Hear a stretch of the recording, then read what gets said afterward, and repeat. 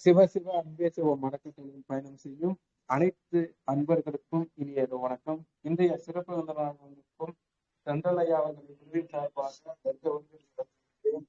ஐயா மகிழ்ச்சி, வாழ்க வளமுடன். நீங்க ஸ்டார்ட் பண்ணலாம், தலைப்பு சொல்லி ஸ்டார்ட் பண்ணலாம். ரொம்ப அற்புதமான தலைப்பு கொடுத்திருக்கீங்க.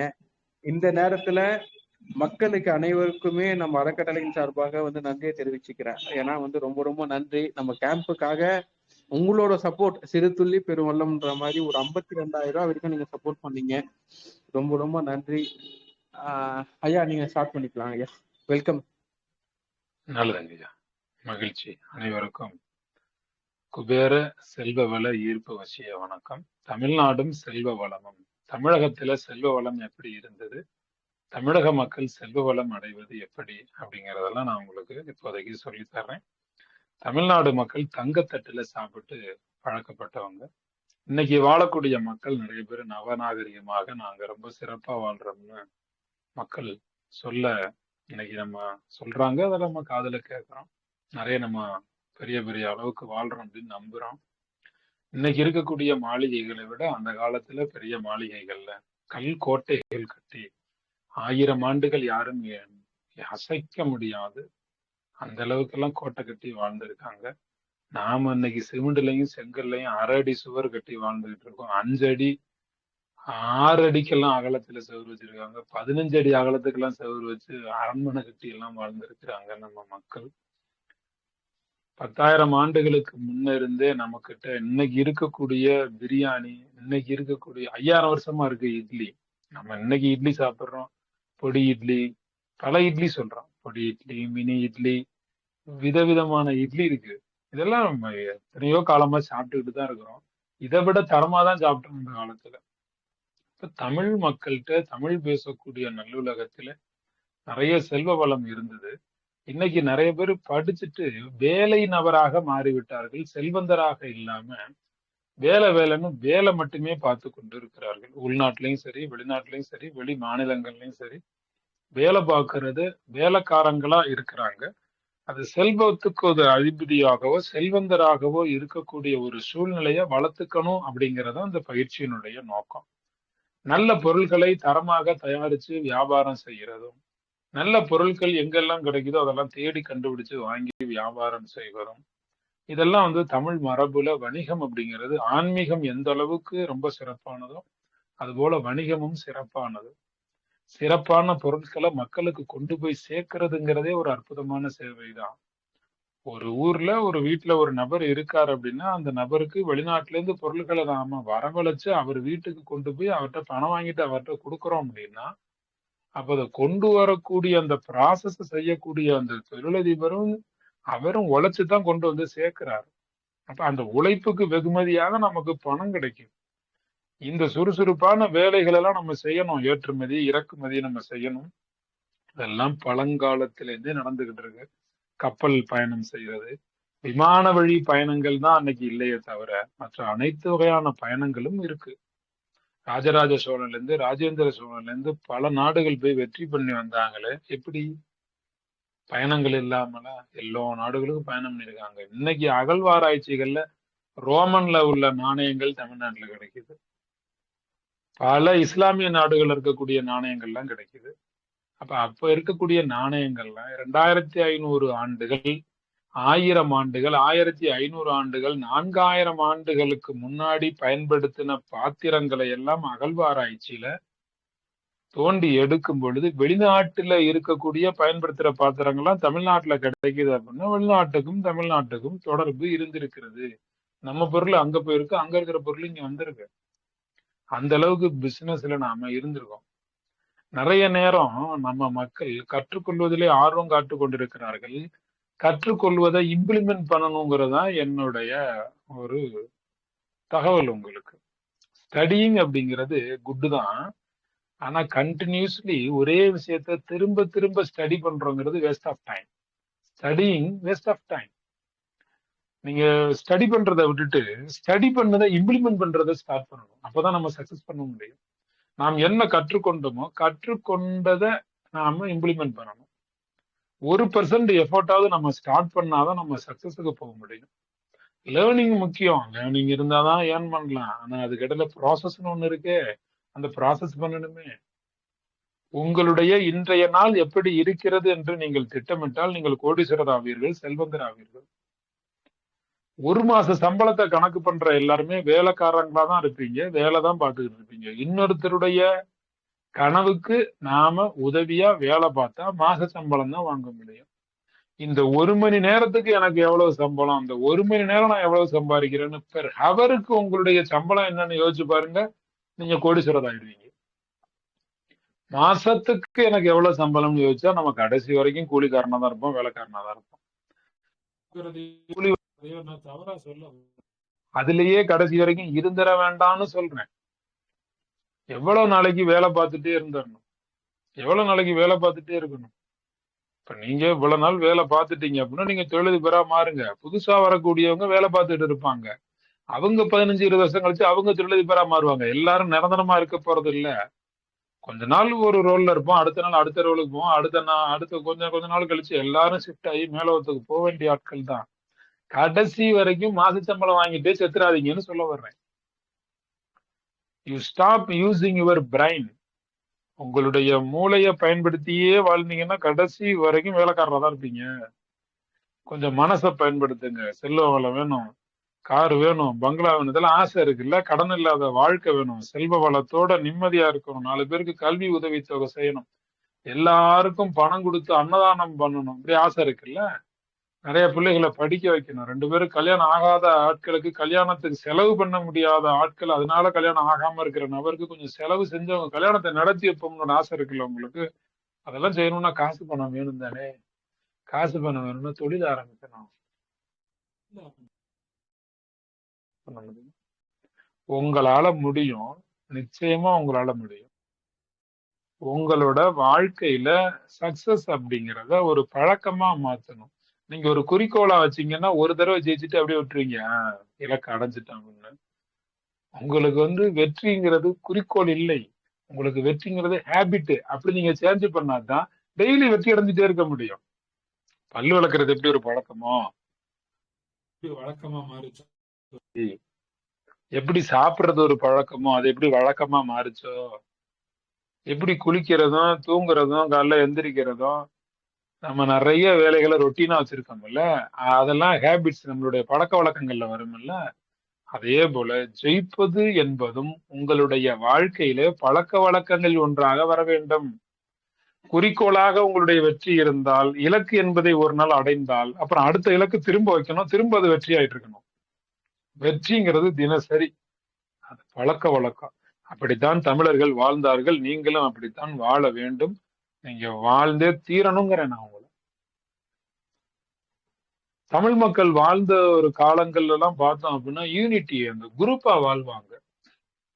கொரோனாவுக்கு பிறகு குவாரண்டைன்ல தனியா வாழ்றதுக்கு கத்துக்கிட்டு எல்லாரும் தனித்தனியாவே இருக்கிறாங்க, தனித்து மாதிரி. ஒரு வீட்டுல டிவிக்கும் செல்போனுக்கும் எப்ப வேலை வருது அப்படின்னா, ஃபேஸ்புக்குக்கும் இன்ஸ்டாகிராமுக்கும் எப்ப வேலை வருது, ரீல்ஸ் பார்க்கவும் ட்விட்டர்ல கமெண்ட் போடவும் அதுக்கெல்லாம் நேரம் இருந்து அதெல்லாம் எப்ப நுழையுது அப்படின்னா, மனிதர்களோடு பக்கத்துல இருக்க ஒரு ஃபேஸ பார்க்காத ஆளு ஃபேஸ்புக்கை பார்த்துக்கிட்டு இருக்கிறாங்க. ஃபேஸ்புக்ல லைக் போட்டுக்கிட்டு இருக்கிறவங்க, ஃபேஸ்புக்ல கமெண்ட் பண்றவங்க, தன் மனைவியோ தன் மகனோ மகளோ வீட்டுல ஏதாவது ஒரு சாதனைகள் செஞ்சாங்கன்னா அதுக்கு ஒரு கமெண்ட் கொடுக்கணும்ல. வீட்டுல மனைவி ஒரு வேலை பார்த்து ஒரு விருது வாங்கி அந்த அவங்களுடைய அலுவலகத்துல ஒரு அங்கீகாரம் கொடுத்தா விருது வாங்கினதை நினைச்சு அந்த புருஷன் அந்த பொண்டாட்டிட்ட ஒரு கமெண்ட் கொடுக்கணும் தானே. நல்ல விருது வாங்கியிருக்காமா, வெரி குட் அப்படின்னு சொல்லணும்ல. ஒரு வீட்டுல யாராவது ஒருத்தர் நல்லா சமைச்சு வச்சாங்கன்னா அது நல்லா இருக்குங்கிற கமெண்ட் கொடுக்கணும்ல. ஃபேஸ்புக்ல கமெண்ட் கொடுக்குறோம். இதெல்லாம் லோன்லினஸ்ல தனித்து வாழ்வதற்கு மனிதர்கள் பழகி கொண்டார்கள். இந்த தனித்து வாழக்கூடிய வாழ்க்கையில இருந்து அந்த கூட்டு சேகர வாழ்க்கைக்கு போனோம்னா செல்வ நிலைமைக்கு உயரலாம். மக்களோட கம்யூனிகேஷன் இல்லாத காரணத்தினாலதான் எல்லாம் வேலை வேலைன்னு ஓடுறாங்க. நான் வேலைக்கு போறத குறை சொல்லல, வேலைக்கு போறத மட்டுமே வேலையா வச்சிருக்காதீங்க. மக்களோட பழகுங்க, நிறைய பணம் சம்பாதிக்கலாம். நிறைய மக்களோடு நீங்க பழக பழகதான் கம்யூனிகேஷன் ஸ்கில் பெருகும். மனிதர்களோடு பழகக்கூடிய ஒரு சிந்தனை உங்களுக்கு உண்டாகும். மக்களினுடைய மனநிலையை நீங்க புரிஞ்சுக்கிடுவீங்க. மக்களோட பழகும் போது உங்களுக்கு ஒரு விஷயம் புரியும். நாம சொல்றத கேட்கறதுக்கு எல்லாருக்கும் காது இருக்கும். ஆனா நம்ம சொல்றத கேட்டு நடந்துக்கிறதுக்கு பல பேருக்கு மனசு இல்லைங்கிறது உங்களுக்கு புரியும். எல்லாருக்கும் காது இருக்கு. இப்ப குடும்பத்திலேயே 4 பேருக்கு நீங்க அட்வைஸ் பண்றீங்கன்னா, நீங்க பேசுறது அவங்க காதுல விழுகும். அவங்க மனசுல விழுகுமா? தெரியாது. இப்ப உங்க மனசுல விழுகல, அதனால அவங்க கேட்கலங்கிறத நீங்க அண்டர்ஸ்டாண்ட் பண்ணிக்கிட்டா உங்களுக்கு ஸ்ட்ரெஸ் இருக்காது. யாராவது ஒருத்தருக்கு நீங்க அட்வைஸ் பண்ணி அவங்க கேட்கலன்னா, அட்வைஸ் பண்ணா யாருமே கேட்க மாட்டாங்கன்னு மனசு நம்ம நொந்துகிட்டு அடுத்த மனுஷங்கிட்ட பேச மாட்டேங்கிறோம். எல்லா மனுஷங்கிட்டையும் பேசுங்க. கேட்கறவங்க கேட்கறாங்க, கேட்காதவங்க போறாங்க. பேசுங்க. பேசுனா தான் நெட்வொர்க் கிரியேட் ஆகும். பேசுனா தான் மக்கள் பலம் கூடும். பேசுனா தான் செல்வாக்கு அதிகமாகும். நீங்க தனித்து இருந்தீர்கள் என்றால் ஹெல்ப்லெஸ் டேஸ் தான் உங்களுக்கு வரும். ஹெல்ப் ஆன டேஸ் வராது. யாரும் ஹெல்ப் பண்ண உங்களுக்கு வரமாட்டாங்க. யாருடைய உதவியும் இல்லாமல் நாம தனிச்சு வாழ முடியாது. லோன்லினெஸ் ஆக இருந்தால், லோன்லியா இருந்தீங்கன்னா, தனித்து இருந்தால் தனிப்பட்ட முறையில் தனக்குத்தானே உதவி. ஆமா, தனக்கு தன் கையே உதவி. ஆமா, சம்பாத்தியம்னு வரும்போது, வருமானம்னு வரும்போது, சமுதாயம்னு வரும்போது பல பேருடைய கூட்டு வாழ்க்கை தான். உங்கள குடும்பம்னு ஒருத்தர் சொல்லணும்னா, புள்ள, புருஷன், பொண்டாட்டி, அப்பா, அம்மா. இது ஒரு செட்டிங் இது. அந்த அந்த ஃபேமிலி செட்டிங் இது. அது அந்த அமைப்புக்குள்ளதான் நீங்க இருக்க முடியும். அப்ப அங்க உங்களை தவிர இன்னொரு நபர்னு அங்க வர்றாங்க. ஒரு கடை ஆரம்பிச்சீங்கன்னா 4 கஸ்டமர் வருவாங்க. உங்களை தவிர அடுத்த நபர்கள் அங்க வர்றாங்க. நீங்க வேலைக்கு ஒரு இடத்துக்கு போனாலும் அங்க உங்களுக்கு முதலாளின்னு ஒருத்தர் இருப்பாரு. சக பணியாளர்களும் இருப்பாங்க. அங்க வேற ஒருத்தர் உங்களுக்கு வர்றாங்க. நீங்கள் உங்களோடு மட்டும் வாழ்ந்து விட முடியாது. நீங்க இன்னொரு நபரோடவும் சேர்ந்து வாழ்ந்துதான் ஆக முடியும்.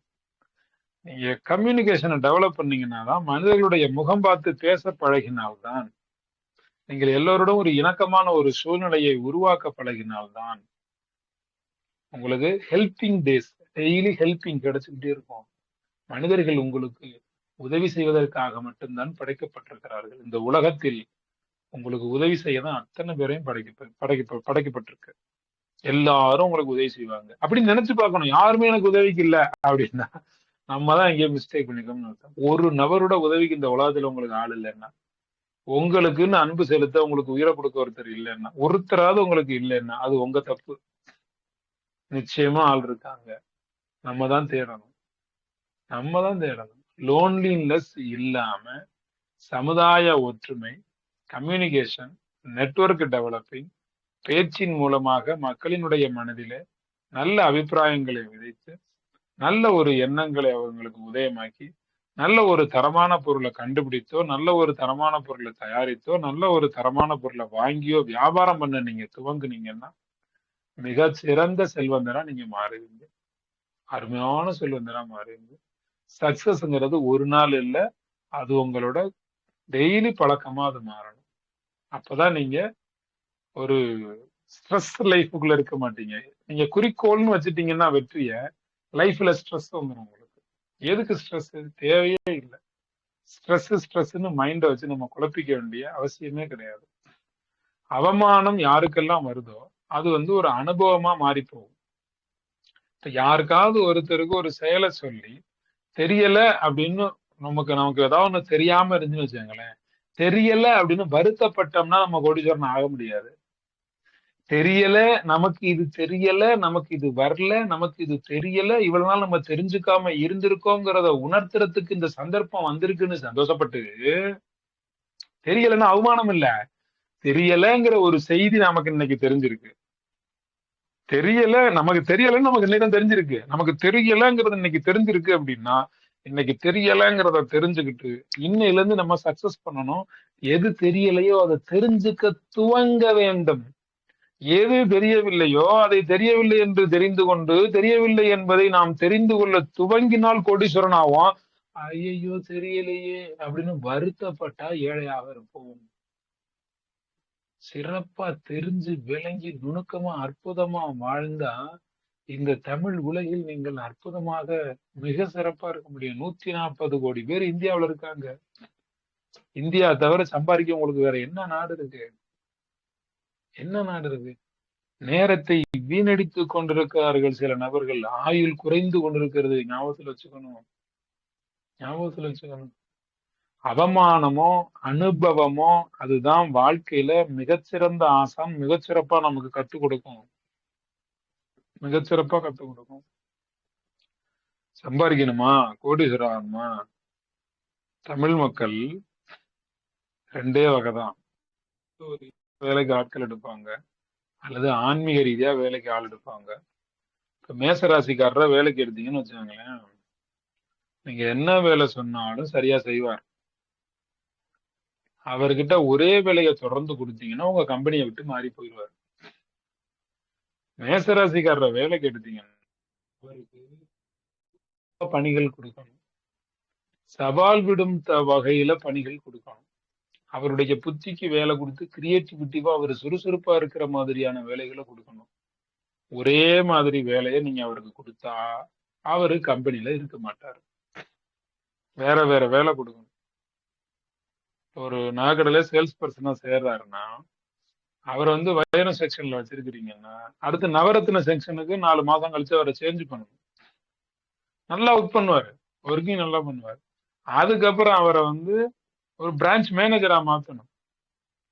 10 நகை கடைக்கு நகை வாங்குறவரை அதுக்கப்புறம் நகையை கலெக்ட் பண்ணக்கூடிய கலெக்ஷன் பர்சனா அவரை வந்து அடுத்து மாத்தணும். இப்படி அடுத்து பதவிகளை அவருக்கு கொடுத்து அடுத்தடுத்து முன்னேற்றங்களை உயர்வுகளை கொடுத்து புது புது வேலையை அவருக்கு கொடுத்துட்டே இருந்தீங்கன்னா அவர் வந்து நீங்க ₹1 சம்பளம் கொடுத்தா 10 ரூபாய்க்கு அவர் வேலை பார்ப்பார், நல்லா வேலை பார்ப்பார்.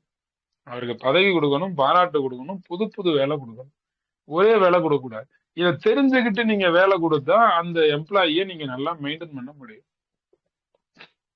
ரொம்ப சிறப்பா. இப்ப ரிஷபராசிக்காரரை வேலைக்கு வச்சீங்கன்னா அவரு சொகுசு விரும்பி, அப்ப அவரை சொகுசா வச்சிருந்தீங்கன்னா தான் மரியாதையா வச்சிருக்கணும், சொகுசா வச்சிருக்கணும், அவர் உட்கார்ற இடம் முதற்கொண்டு சொகுசா இருக்கணும். அப்படி அவருக்கு ஏற்பாடு செய்து நீங்க கொடுத்தீங்க அப்படின்னா நெத்தி வேர்வை நிலத்துல ஒரு சொட்டு கூட விழுகாம வேலை பார்க்கறதுல கில்லி யாருன்னு கேட்டீங்கன்னா ரிஷபராசிக்காரங்க. அப்ப ரிஷபராசிக்காரரை பணியாளரா நீங்க தேர்ந்தெடுக்கிறீங்க அப்படின்னா அவரு நம்ம ஆபீஸுக்கு வந்தாருன்னா ஓனராகவே ஆக்ட் பண்ணுவாரு. அப்படின்னா அவர் ஓனர் போல அவர் நடந்து கொள்வார். அவருடைய மனோநிலை ஓனர் போல இருக்கும். அதுக்காக அவரை கோவப்படக்கூடாது, அவர் அதுல எரிச்சல் படுற வேலையெல்லாம் கிடையாது. ஓனருக்கு விசுவாசமா தான் இருப்பார், நல்லா வேலை செய்வாரு. அந்த வேலையுமே அவருக்கு எப்படி இருக்கணும்னா ஒயிட் காலர் ஜாப்பா இருக்கணும். சொல்லுங்க எஜமானா அடிமணிஞ்செல்லாம் கேட்க மாட்டாரு அவரு. ரிஷபராசிக்காரர் வேலைக்கு வச்சுக்கணும்னா சொகுசா வச்சுக்கணும். அவருக்கு ஒரு ஃபேன் போட்டு கொடுங்க, உட்கார்றதுக்கு சேர் இருக்கா நல்ல சேரா வச்சு கொடுங்க, அந்த சேர்ல ஒரு தேங்காய் பூ துண்டு போட்டு கொடுங்க, இல்ல ஒரு ஏசி போட்டு ஒரு கேபின் கொடுங்க. அவர் என்ன பணியில ஒரு ரிஷபராசிக்காரர் இருக்காரோ அந்த பணியில அவருக்கு என்ன சொகுசு செஞ்சு கொடுக்க முடியுமோ அது செஞ்சு கொடுக்கணும். தரையில உட்காந்து டீ குடிக்கிறாருன்னா ஒரு ஒரு சாக்கு விரிச்சு அவரை உட்கார வைக்கணும். என்ன வேலை? இப்ப ரிஷபராசி கலெக்டர்னா அவருக்கு தகுந்த சொகுசு கொடுக்கணும், சேல்ஸ் பர்சன்னா அதுக்கு தகுந்த சொகுசு கொடுக்கணும். இதெல்லாம் நீங்க புரிஞ்சு வச்சு செயல்பட்டீங்கன்னா தான் சக்சஸ் பண்ண முடியும்.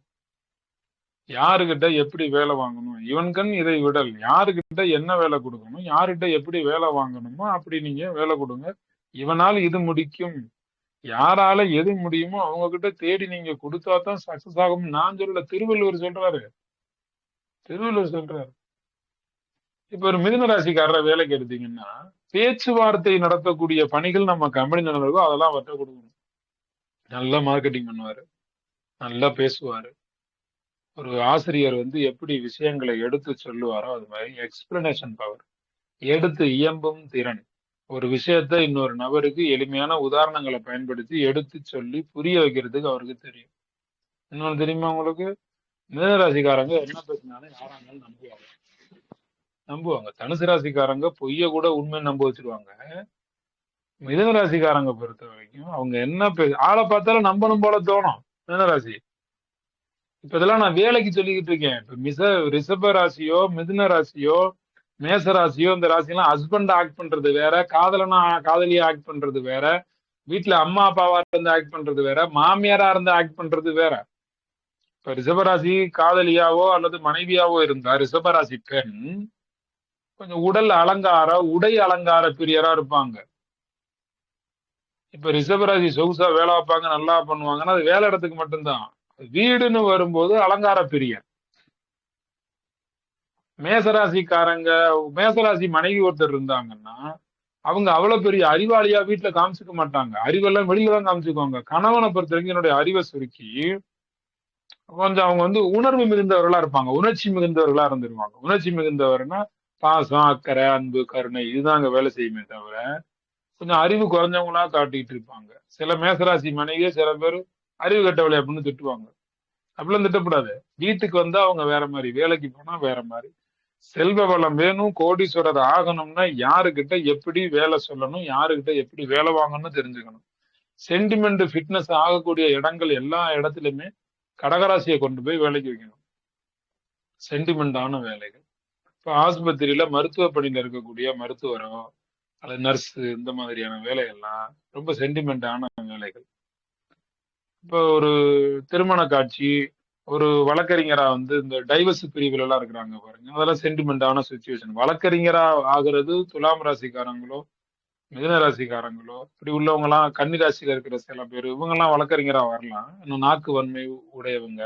தனுசு ராசியில உள்ளவங்களும் வழக்கறிஞரா வரலாம். நான் கடகராசியை என்ன சொல்ல வரேன்னா, சென்டிமெண்டல் கேசஸ்ன்னு சில கேஸ் இருக்கு. அதெல்லாம் வாதாடுறதுக்கு கடகராசிக்காரங்கள்ட்ட கொடுக்கலாம். இப்ப நர்ஸ் பணிகளை அவங்கள்ட்ட கொடுக்கலாம். அதுல சென்டிமெண்ட், ஒரு இரக்க சுபாவம் உள்ள, கருணை சுபாவம் உள்ள, தாய் அன்பு செலுத்தக்கூடிய பணிகள்னு இருக்கு. இப்ப ஒரு ஆசிரமம் வந்து ஆதரவற்ற பிள்ளைகளை எல்லாரையும் அரவணைச்சு ஒரு இல்லம் ஒண்ணு ஆரம்பிக்கணும். அந்த பொறுப்பை யார்கிட்ட கொடுக்கலாம்? ஒரு கடகராசிக்கார்ட்ட நீங்க கொடுக்கலாம். அப்படி கொடுத்து அது சக்சஸ் ஆகும். இப்படி ஒரு ஒரு ராசிக்கும் ஒரு ஒரு பண்பு இருக்கு, ஒரு ஒரு ராசிக்கும் ஒரு ஒரு குணநலங்கள் இருக்கு. 12 ராசியில எந்தெந்த ராசி எங்கெங்க ஃபிட் பண்ணலாம், பிக்ஸ் பண்ணலாம்னு நம்ம தெரிஞ்சுக்கிட்டு அதன் அடிப்படையில செயல்பட்டா நீங்கள் மிகச்சிறந்த செல்வந்தராக வர முடியும். ஒண்ணு உளவியல் ரீதியா அணுகுங்க இந்த சமுதாயத்தை, அல்லது ஜோதிட ரீதியா அணுகுங்க இந்த சமுதாயத்தை. அனுபவ ரீதியா அணுகணும், இல்ல ஆன்மீக ரீதியா அணுகணும். அப்படி நீங்க ரூட் தேர்ந்தெடுத்து அணுகுனாதான் சக்சஸ் கிடைக்கும். அலைகள் ஓய்ந்த கடல்ல நீங்க வந்து அலைகள் ஓய்ந்து போனால் சிப்பிகள் தான் நீங்க பொறுக்கி எடுக்க முடியுமே தவிர முத்துக்களை எடுக்க முடியாது. முத்துக்கள் எடுக்கணும்னா கொஞ்சம் பயணங்கள் செஞ்சு உள்ளதான் போகணும். பயணங்கள் செஞ்சு உள்ள போனாதான் நீங்க முத்துக்கள் எடுக்கலாம். சிப்பிகள் தான் ஒதுங்கி கிடக்கும் கரை ஓரத்துல. இந்த குளத்துக்கெல்லாம் போனீங்கன்னா சிப்பிகள் கிடக்கும். முத்து வேணும்னா பயணம் பண்ணணும், ஆழ்கடலுக்கு போகணும், அப்பதான் கிடைக்கும். அதே போலதான் உங்க வாழ்க்கை. நீங்க சக்சஸ் பண்ணணும், அற்புதமா வாழணும், எனர்ஜியா வாழணும்னா உழைக்க வேண்டும். எந்த நேரமும் இன்முகத்தோடு உழைக்க வேண்டும். உழைப்பு உழைப்பு உழைப்பு உழைப்பு உழைப்பு. இந்த ஸ்ட்ரெஸ்ங்கிற வார்த்தை தான் இப்ப இருக்கக்கூடிய மக்களுக்கு, ஒரு பழைய தமிழர்கள் இந்த ஸ்ட்ரெஸ்ங்கிற ஒண்ணே கிடையாது அவங்களுக்கு. ஏன்னா பேச்சுவார்த்தை எல்லாரும் நல்லா பேசிக்கிடுவாங்க. No stress. ஸ்ட்ரெஸ்ங்கிறதே கிடையாது. சக்கரை வியாதியோ தைராய்டோ இது போல வியாதிகள்லாம் இப்ப இருந்துச்சு உங்க தமிழ் மக்கள்கிட்ட. அதுக்கு அந்த வியாதின்னு பேர் தெரியாது, அவ்வளவுதான். பிளட் பிரஷர் இருந்துச்சு. பிரசவத்துல நடக்கக்கூடிய மரணங்கள் இருந்துச்சு. கை கால் வலி, சளி பிடிக்கிறது இருந்துச்சு. இப்ப அன்னைக்கு சித்த மருத்துவத்தின் மூலமா எல்லாம் அன்னைக்கு சரவாய்க்கு ரொமாட்டட் ஆர்த்தரைட்டிஸ்ன்னு சொல்றீங்க, இன்னைக்கு சக்கரை வியாதின்னு சொல்றீங்க, அன்னைக்கு மதுமேக நோய், இனிப்பு நோய், சீனி வியாதி, அப்படி அதுக்கு பேர். அன்னைக்கு சக்கரை வியாதி காலங்காலமா இருந்துட்டு தான் இருக்கு. இன்னைக்கு அதுக்கு பேரு டயபெட்டிக் அப்படிங்கிறீங்க, அன்னைக்கு அதுக்கு பேரு வேற. சக்கரை வியாதி சித்த மருத்துவத்துல மருந்து இருக்கு, காலங்காலமா இருக்கு. தமிழன் உருவான அன்னையில இருந்தே மருந்து இருக்கு. அப்படின்னா மருந்து அதிகாரம்னு 2000 வருஷத்துக்கு முன்னாடி திருவள்ளுவர் திருக்குறள்ல மருத்துவத்தை பத்தி பாட்டு பாடுக்கார், நல்லா சாப்பிடுங்கன்னு சொல்லியிருக்காருன்னா அப்ப காலங்காலமா சாப்பாட்டு முறைகளை சொல்லி கொடுக்குற எஜுகேஷனும் இருந்திருக்கு, இயற்கை மருத்துவமும் இருந்திருக்கு, சித்த மருத்துவம் இருந்திருக்குன்னா வியாதிகளும் இருந்திருக்கு, எல்லாமே இருந்திருக்கு. அறத்தை பத்தி 2000 வருஷத்துக்கு முன்னாடியே போதிச்சிருக்காருல்ல திருவள்ளுவர். இருந்திருக்கு அதெல்லாம், இன்னைக்கும் இருக்கு. எல்லாம் அன்னைக்கு இருந்ததுதான் இன்னைக்கும் இருக்கு. புதுசா இப்ப இருக்கக்கூடிய ட்ரெண்ட் என்ன அப்படின்னா, அன்னைக்கு இல்லாத ஒண்ணு இன்னைக்கு இருக்கிறது மன அழுத்தம், அதிகமான ஸ்ட்ரெஸ், ஆன்சைட்டி. அதெல்லாம் மனம் சம்பந்தப்பட்ட பிரச்சனை அன்னைக்கும் இருந்ததுனாலதான் திருவாசகமும் நமக்கு வந்து ஒரு ஒரு நல்ல 14 கீழ்கணக்கு நூல்கள், 10 பாட்டு, 8 தொகை, இப்படி பல நூல்கள் வந்து மக்களினுடைய மனசை பரிசுத்தம் பண்றதுக்காக வந்துச்சு. பரிசுத்தம் பண்றதுக்காக தான் இன்னைக்கு நிறைய இருந்துச்சு. இன்னைக்கு அசுத்தம் பண்றதுக்காகவே நிறைய மீடியா இருக்கு. இன்னைய நிலைமையே சொல்றேன். 21ஆம் நூற்றாண்டுல நம்ம மக்களுக்கு வந்திருக்கக்கூடிய ஒரு ரொம்ப ரொம்ப முக்கியமான கொடுமையான வியாதி என்னன்னு கேட்டீங்கன்னா ஸ்ட்ரெஸ், மன அழுத்தம். அந்த மன அழுத்தத்தின் காரணமாகத்தான் சம்பாதிக்க முடியல, சந்தோஷமா வாழ முடியல, வீட்டுல ஒற்றுமை இல்லை. தனிப்பட்ட உலகளத்துல தனித்து விடப்பட்ட தீவு மாதிரி பைத்தியக்காரன் ஆனோங்கிறது தெரியாமலேயே நிறைய பேரு, மனநிலை பாதிக்கப்பட்டுதான் நாம இருக்கோங்கிறது தெரியாமலே நிறைய பேர் மனவியாதியில இருக்கோங்கிறது தெரியாமலேயே நம்ம நல்லா இருக்கவும் நம்பிக்கிட்டு இருக்கக்கூடிய மனவியாதிக்காரர்கள் நிறைய பேர் இருக்கிறாங்க. நிறைய பேர் இருக்கிறாங்க. இன்னைக்கு இருக்கக்கூடிய ஒரு புது பிரச்சனை அதுதான், ஸ்ட்ரெஸ், மன அழுத்தம். மன அழுத்தம் ஏன் வருது? கலந்து பேசாததுனால.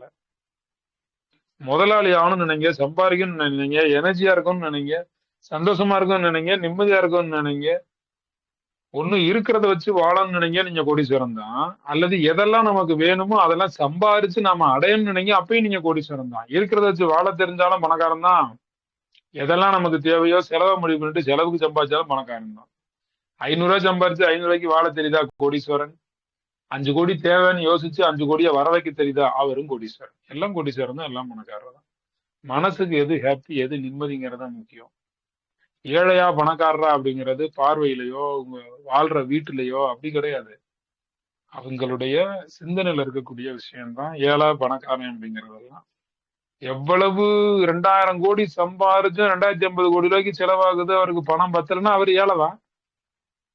2000 கோடி சம்பாரிச்சாச்சு, ஆனா பத்தல, இன்னொரு 50 கோடி கூடுதலா செலவாது, அப்ப அவர் ஏழை. சம்பாதிக்கிறதே 200 ரூபாய், 200 ரூபாயில செலவு பண்ணிட்டு 10 ரூபாய் மிச்சம் எடுத்து வைக்கிறாரு, அப்ப அவரு பணக்காரன். அதான் நிம்மதி, அதுதான் சந்தோஷம், அதுதான் சந்தோஷம். பங்களா கட்ட ஆசைப்பட்டு கூரையில வந்தா ஏழை, இருக்கிற கூரையில சந்தோஷமா வாழ்ந்தா அவரு பணக்காரன்.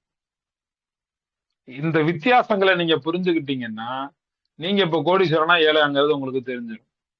இப்ப பணம் சம்பாரிச்சா மட்டும்தான் கோடீஸ்வரனா, பணம் மட்டும்தான் கோடீஸ்வரன் நிலைமையை உருவாக்குதான்னா, நமக்கு ஒரு ஆபத்துனா 4 பேர் ஓடி வரணும், நம்ம கீழே விழுந்தா தூக்கி விட 2 பேர் வரணும், நமக்கு காத்து தரலைன்னா கவனிச்சுக்க ஒரு ஆளு வேணும், நமக்குன்னு நெஞ்சுக்கு இனி வர ஆட்கள் வேணும். மக்கள் பலம் இல்லாம அப்புறம் செல்வ பலம் மட்டும் இருந்து என்ன பிரயோஜனம்? என்ன பிரயோஜனம்? ஒண்ணுமே கிடையாது. மக்கள் பலம் வேணும், ஆட்கள் பலம் வேணும். அதுவும் செல்வந்த நிலைமைதான். தங்கம் எப்படி செல்வமோ, வைரம் எப்படி செல்வமோ, மக்கள் செல்வமும் செல்வம், ஆட்களுடைய பலமும் செல்வம். தமிழ் மக்கள் இப்படி எல்லாம் வாழ்ந்தாங்கன்னு உங்களுக்கு சொல்றேன். கூட்டம் கூட்டமாக வாழ்ந்தார்கள், பெருங்கூட்டமாக வாழ்ந்தார்கள், சொந்த பந்தமாக வாழ்ந்தார்கள். ஆன்டி அத்தைக்கும் அதுதான், சித்திக்கும் அதுதான், பெரியம்மா இல்ல, சித்தி இல்ல, எல்லாமே ஆன்டி, எல்லாம் அவ்வளவுதான், அதுலயே முடிஞ்சு போச்சு. உறவுகள் இன்னைக்கு குறைஞ்சு போச்சு. சொல்ல வரேன், உறவு அப்படிங்கறது செல்வம் தானே.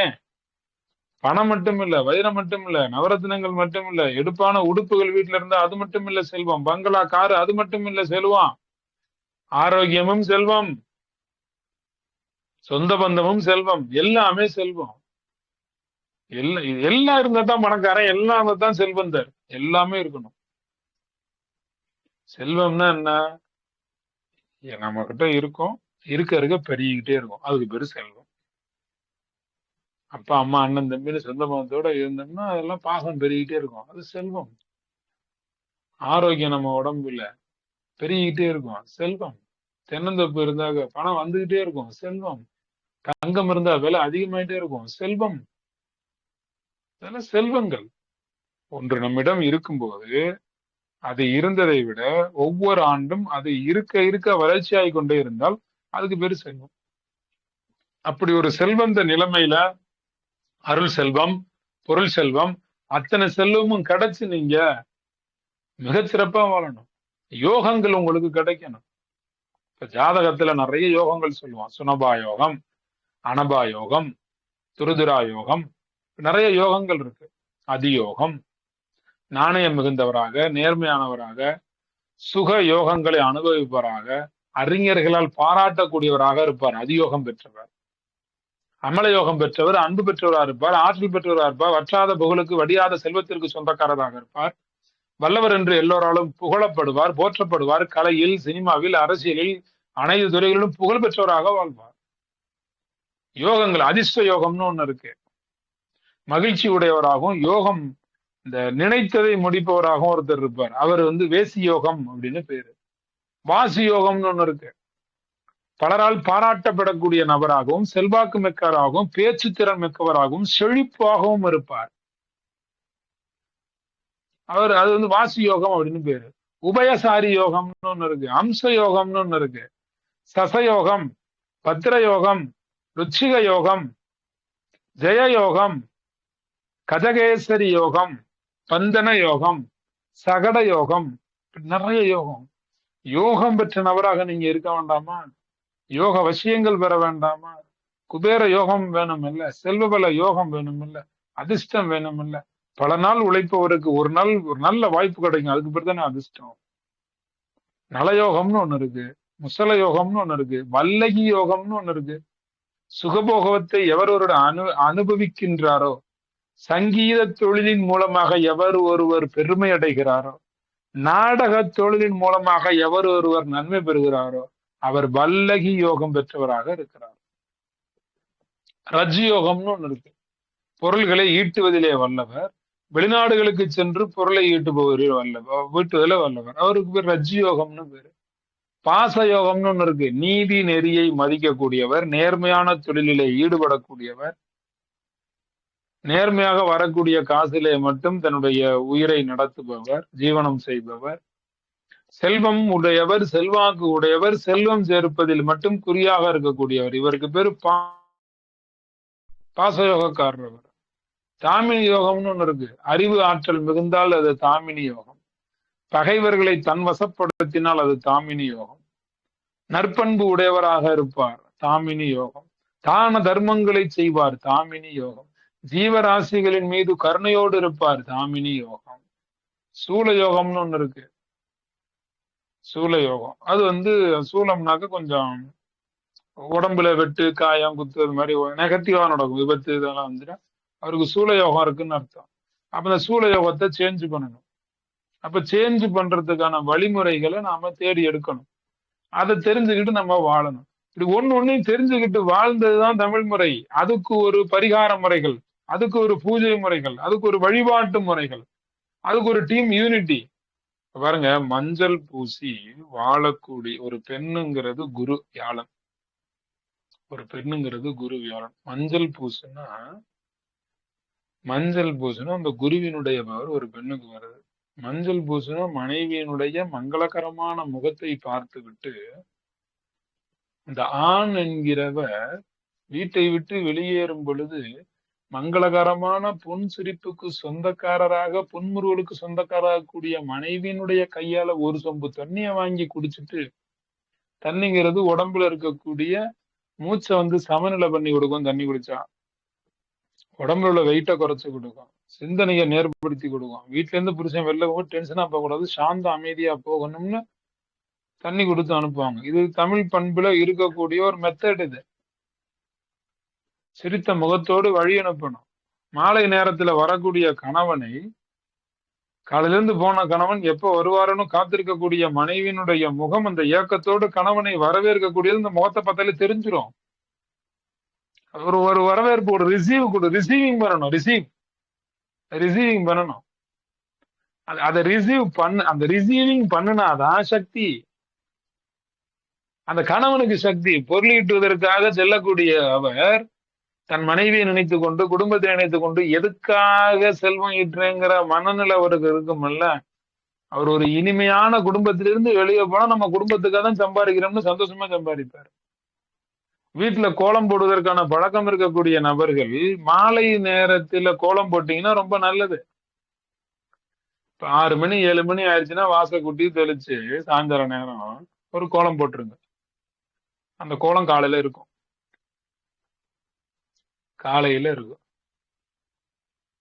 இல்ல நைட்டு நீங்க ஒரு 8:30 மணிக்கு கூட கோலம் போட்டுங்க, அது உங்க விருப்பம்.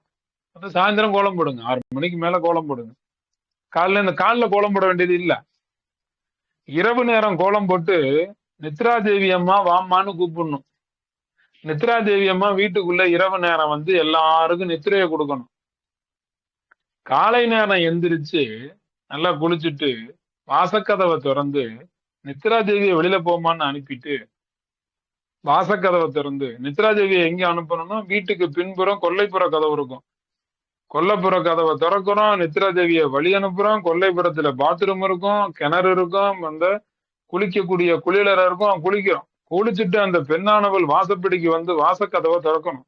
வாசக்கதவை திறக்கிறதுக்கு முன்னாடிதான் வாசல்ல நைட்டே கோலம் போட்டு வச்சாச்சா, அது லட்சுமியை வரவேற்கிறதுக்கு. லட்சுமியை வரவேற்கிறதுக்கு காலைல நீங்க எந்திரிச்சு கோலம் போட்டீங்கன்னா அதுல ஒரு சிக்கல் இருக்கு. இப்ப நான் சொல்லும் போது உங்களுக்கு புரியும். காலைல மொத எந்திரிச்சு குளிச்சுட்டு மொத வந்து வாசக்கதவை திறக்கும் போது வாசல்ல லட்சுமி வந்து நிக்கணும்.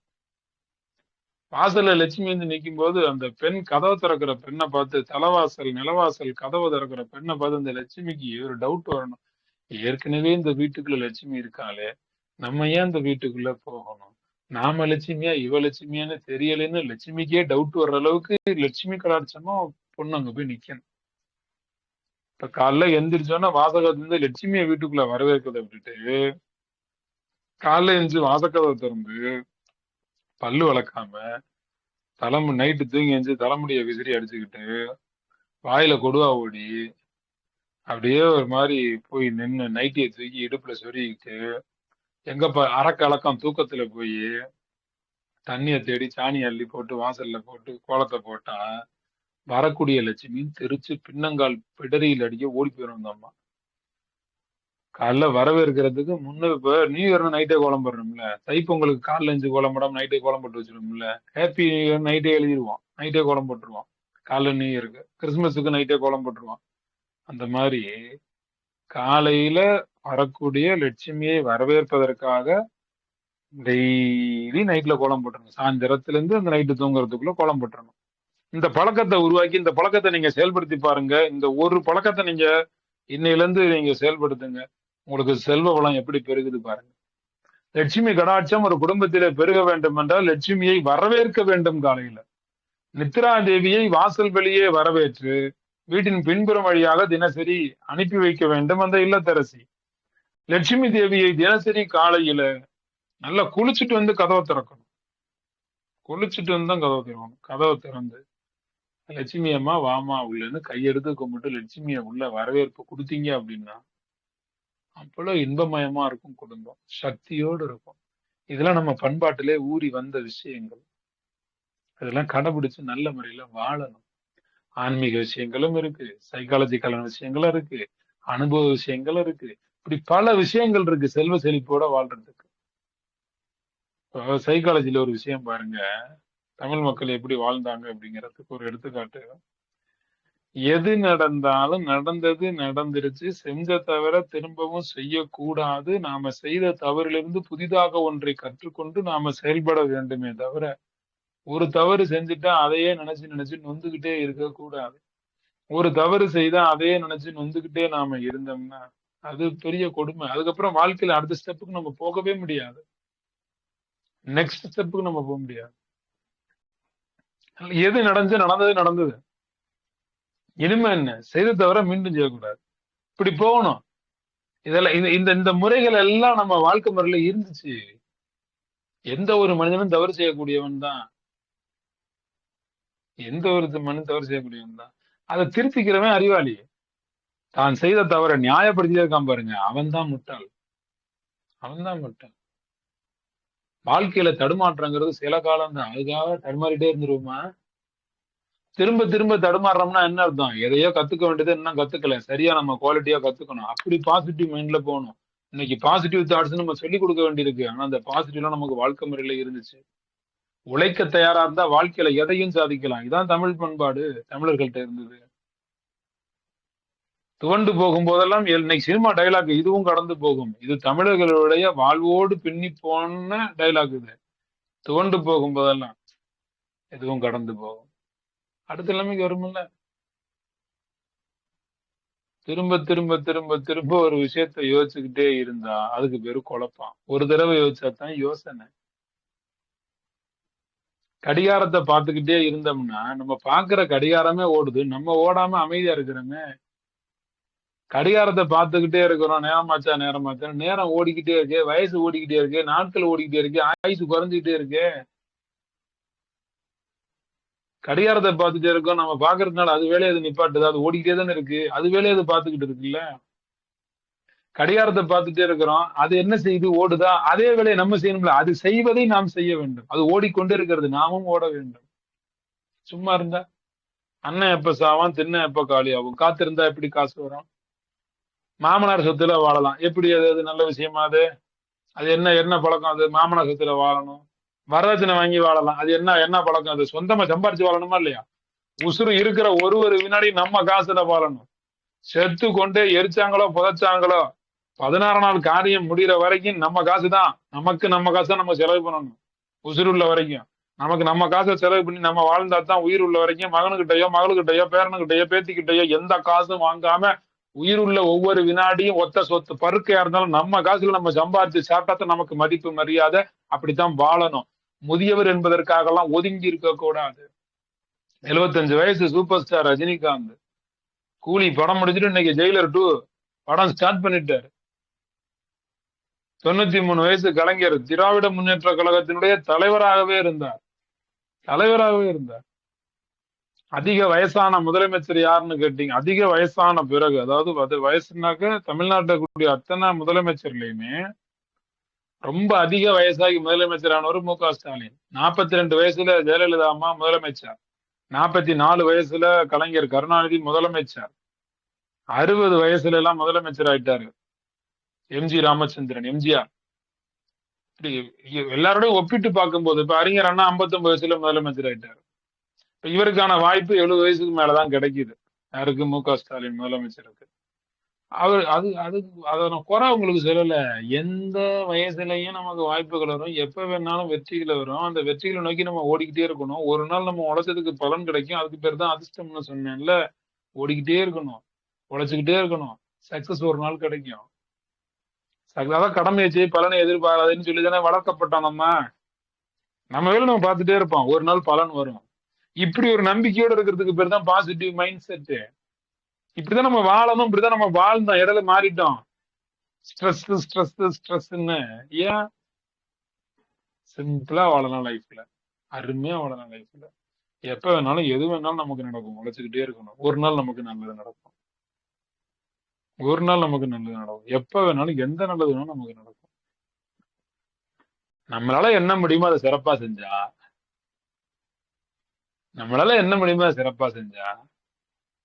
புதுசு புதுசா கத்துக்கிட்டு திரும்ப திரும்ப நல்லது செய்யலாம். அதான் லைஃப். நல்ல சந்தோஷமா இருங்க, ஹாப்பியா இருங்க, எனர்ஜியா இருங்க. தமிழ் ரத்தத்துல பிறந்து வந்திருக்கிறீங்க எல்லாரும். இல்ல மாட மாளிகை கூட கோபுரங்கள்னு வாழ்ந்த நபர் நீங்க எல்லாரும். உங்க தாத்தா பாட்டி பாட்டன் பூட்டன் ஓட்டன் எல்லாம் தலைமுறைக்கு முன்னாடி உங்க தாத்தாலாம் அருமையா வாழ்ந்தவர். நீங்களும் வாழலாம். எத்தனை முறை விழுந்தோங்கிறத விட எத்தனை முறை விழுந்தாலும் எத்தனை முறை எந்திரிச்சு நிக்கிறோங்கிறதானே முக்கியம். சக்சஸ் நிச்சயம் உங்களுக்கு கிடைக்கும். வாழ்க்கையில வெற்றி பெறுவதற்கு இந்த வினாடியிலிருந்து உங்களுக்கு வாய்ப்புகள் பிரகாசமாக இருக்கிறது. உழைப்பதற்கு துவங்குங்கள். மிகச்சிறந்த செல்வந்த நிலைமையை அடையுங்கள். அதிசிறப்புகள் அடையுங்கள். வியாபாரம் செய்யக்கூடியவர்கள் எந்த பொருளை எப்படி விற்பது என்று யோசிக்காதீர்கள். எந்த பொருளை எப்படி மக்களை வாங்க வைப்பது என்று யோசியுங்கள். நீங்க சிறந்த பிசினஸ் மேனா வருவீங்க. உங்களோட பொருளை அவங்க எப்படி வாங்கணும்னு தான் மக்கள் யோசிக்கணும். எப்படி வாங்க வைக்கணும்னு நீங்க யோசிக்கணும். எப்படியாவது வித்தரணும்னு யோசிக்கப்படாது. அவங்களா மக்கள் உங்ககிட்ட உங்க பொருளை கேட்டு அவங்க வாங்கணும். அந்த வாங்குறதுக்கான ஒரு நல்ல ஆவலை மக்களுக்கு நீங்கள் தர வேண்டும். உங்களுடைய தரத்தை அனைவருக்கும் புரிய வைக்க வேண்டும். அதைத்தான் நீங்க செய்யணும். எப்படியாவது வித்தரணும். அது அப்படி பண்ணக்கூடாது. அதுக்கு பேர் பிசினஸ் இல்லை. அது வளராது இந்த பிசினஸ். இதெல்லாம் பிசினஸோட ட்ரிக்கு. இதெல்லாம் காலங்காலமா நம்ம கடைபிடிச்சிட்டு இருக்கோம். இடையில விட்டுட்டோம். அதை நான் திரும்ப உங்களுக்கு ஞாபகப்படுத்துறேன். தொழில் சிறக்க நிறைய மந்திரங்கள் நமக்கு இருக்கு. தமிழ் மந்திரங்கள், ஜனவசிய மந்திரங்கள், மகாலட்சுமி மந்திரங்கள் நிறைய இருக்கு. கடைகள், வியாபார ஸ்தலங்கள்ல என்ன மந்திரங்கள் சொல்லணும், வீடுகள்ல என்ன மந்திரங்கள் சொல்லணும், பணப்பிரச்சனையை எப்படி தீர்க்கணும், நிறைய விஷயம் இருக்கு.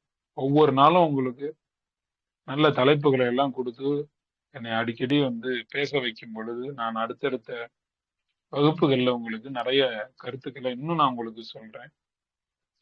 தமிழரும் செல்வமும், தமிழ் செல்வம் எப்படி இருக்கு, தமிழ் மக்கள் எப்படி செல்வமா இருந்தாங்க, நாம எங்க அந்த செல்வத்தை விட்டோம், எங்கிருந்து நமக்கு செல்வம் குறைஞ்சிச்சு, நாம எப்படி செல்வந்தர் ஆகுறதுங்கிறத பத்தி எல்லாம் இன்னைக்கு பேசுறதுக்கு ஒரு நல்ல வாய்ப்பு கிடைச்சு நாம பேசிக்கிட்டு இருக்கோம். மீண்டும் ஒரு வாய்ப்பு கிடைக்கும் போது நான் இன்னும் அதிகமான தகவல்களை உங்களுக்கு சொல்லுகிறேன். இந்த நல்ல வாய்ப்பை எனக்கு தந்த அன்பே சிவம் அறக்கட்டளை அமைப்பில் இருக்கக்கூடிய அனைவருக்கும் நன்றியை தெரிவித்துக் கொள்கிறேன். ஒரு மிகச்சிறந்த வாய்ப்பு. அனைவருக்கும் நன்றி. நன்றிங்க ஐயா. உங்க பிஸி ஷெட்யூல்ல ரொம்ப அற்புதமா பேசியிருந்தீங்க. ரொம்ப ரொம்ப அற்புதம். நம்ம என்ன சொல்றதுன்னு தெரியல. நல்லா இருந்தது. நம்ம உழைச்சாதான் முன்னேற முடியும். அந்த கான்செப்ட் ரொம்ப நல்லா இருந்தது. அதே மாதிரி காசு பணம் இது பண்றது, செல்வம் எப்படி இது பண்றதுன்னு சொல்லி ஹேண்டிலிங் மெத்தட் ரொம்ப அற்புதமா சொல்லி கொடுத்தீங்க. ரெண்டாவது, ஒரு பிசினஸ் மோட்டிவ், பிசினஸ் எப்படி எடுத்துட்டு போகணும், பிசினஸ் ரன் பண்ற ஒரு டெக்னிக்ஸ் எப்படின்னு சொல்லி கத்து கொடுத்தீங்க. ஏன்னா நிறைய பேர் பிசினஸ் ஆரம்பிக்கும் போது நல்லா ஜோரா ஆரம்பிப்பாங்க. சாதாரண ஒரு ட்ரஸ்ட் ஆரம்பிக்கிற போதும் அப்படிதான் ஆரம்பிப்பாங்க. செஞ்செல்லாம் சமூக சேவை செஞ்சிருவோம் பண்ணிடுவோம். அது உள்ள பிளஸ் ஆர் மைனஸ் எல்லாம் பார்த்து எப்படி ஹேண்டில் பண்ணுவோன்ற நுட்பம் தெரிஞ்சா மட்டும்தான் வளர முடியும். இல்லைன்னா எந்த சேவையா இருந்தாலும் சரி, சமூகத்துல பணம் இருக்கும் பிசினஸ் இருந்தாலும் சரி, வேலையா இருந்தாலும் சரி, எதா இருந்தாலும் நுட்பத்தை அறிஞ்சு அது ஏத்த மாதிரி வரி எடுத்துட்டு போனோம் அப்படின்னா ரொம்ப அற்புதமா இருக்கும். ரொம்ப ரொம்ப நன்றி. பாஸ்கர் ஐயா, நீங்க என்ன கேள்வி என்ன கேட்கலாம்? ஐயா வணக்கம், ரொம்ப நன்றி ஐயா. நான் கடைசியில் தான் ஜாயின் பண்ணேன். ஐயா நேம் என்ன ஐயா? ஐயா நான் பாஸ்கர் பேசுறேன். வணக்கம் ஐயா. சொல்லுங்க ஐயா, சொல்லுங்க. நான் லாஸ்ட் டைம் ஒன்று கேட்டேன் ஐயா, ஒரு கொஸ்டின் கேட்டேன்னு நினைக்கிறேன். அதுவும் கொஞ்சம் இதில் தான் ஜாயின் பண்ணேன். இப்போ கடைசி இப்பதான் வந்தேன், வீட்டுக்கு வந்தேன், ஆன் பண்ணா போயிட்டு இருக்குது. நல்லா இருக்கு ஐயா. அந்த கடைசி ஸ்பீச் கூட நீங்க பேசுறது நல்லா மோட்டிவேஷனா இருக்கு ஐயா. நல்லா இருக்கு. நன்றி ஐயா. நன்றி. நல்லது ஐயா. தேங்க்யூ. நல்லது. ரொம்ப நன்றிங்க ஐயா. முடிச்சுக்கலாம். Okay, thank you.